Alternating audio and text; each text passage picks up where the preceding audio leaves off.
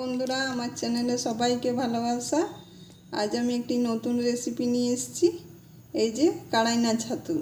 তোমরা কি ছাতু বলো একে আমাকে বলবে কমেন্ট করে। এই যে আমি ছাতুগুলো নিয়েছি, ভালো করে ধুয়ে নেব। দিয়ে ধুয়ে পরে আমি এগুলো কেটে নেব।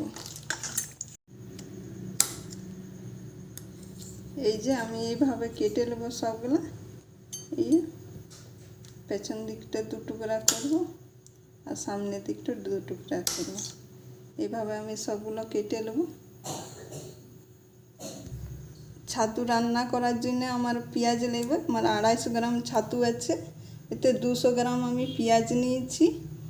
আর এই যে মশলাতে আমি নিয়েছি আদা, রসুন, জিরা, লঙ্কা, এটার পেস্ট করব।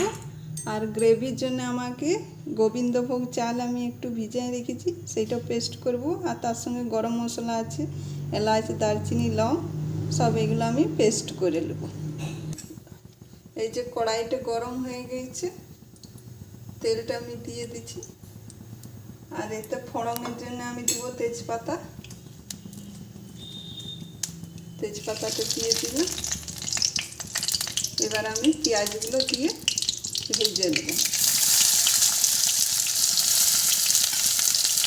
এতে কি পেঁয়াজ যত দিলে পেঁয়াজ একটু বেশি দিলে করে ভালো হয়, খেতে খুবই ভালো লাগে। আর ছাতু তো ভেজে দিলে কম, আমি এবারে ভেজে দেবো একটু। এই যে পেঁয়াজটা ভাজা হয়ে গেছে, এর থেকে আর বেশি ভাজবো না। বা পেঁয়াজটা সিদ্ধ হয়ে গেছে আর একটু একটু ভাজাও হয়ে গেছে। এবার আমি মশলাটা যে পেস্ট করে রেখেছিলাম, এবার আমি মশলাটা দিয়ে ভালো করে ভাজবো। মশলাটা দিয়ে আমি ভালো করে ভেজে দিই। এই যে আমি ঢাকাটা খুলে দেখি, তেল ছেড়ে দিয়েছে, মশলাটা আমার ভাজা হয়ে গেছে। এবারে এত স্বাদ অনুসার নুন, হলুদ দিয়ে দেবো আমি। স্বাদ অনুসার নুন দিব, হলুদ দিব।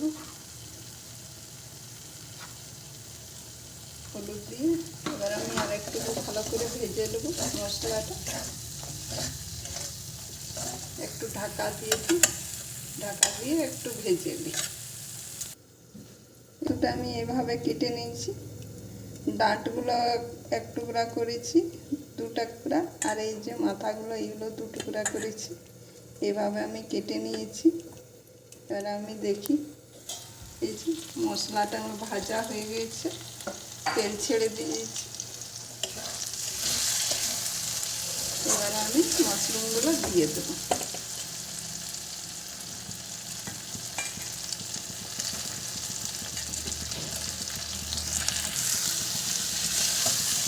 তেলটা দিয়ে আমি ভালো করে নেড়ে একটু ঢাকা দিয়ে রান্না করব।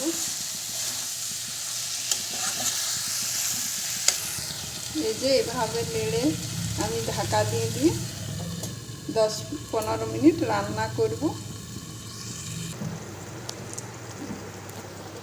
এই যে আমি ঢাকাটা খুলে দেখব।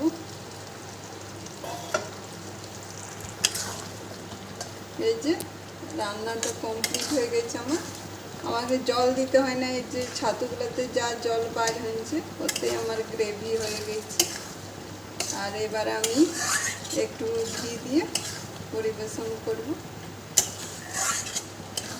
এই ছাতুগুলো যত বৃষ্টি হয় মেঘ ডাকে তত হয় বেশি। আর এইগুলো না মাটির থেকে বেশি বাইর হয় না, একটু শুধু মাথাগুলো বাইর হয়। আর ওইভাবেই সব তুলে আনে। এই যে আমি ঘিটা দিয়ে দেবো একটু, দিয়ে আর পরিবেশন করব। ভাতের সঙ্গে, রুটির সঙ্গে, যার সঙ্গেই খাবে খেতে খুবই ভালো লাগে। আর এইভাবে তোমরা রান্না করে, তোমরা যদি পেও রান্না করে খেয়েও, আর আমাকে কমেন্ট করে জানাইও যে তোমরা কি বলো, কি নামে একটু চিনো। আর আমাকে কমেন্ট করে জানাইও তোমাদেরকে কেমন লেগেছে। আমার চ্যানেলটাকে লাইক করো, শেয়ার করো, সাবস্ক্রাইব করো, আর আমার পাশে থেকো। Thank you.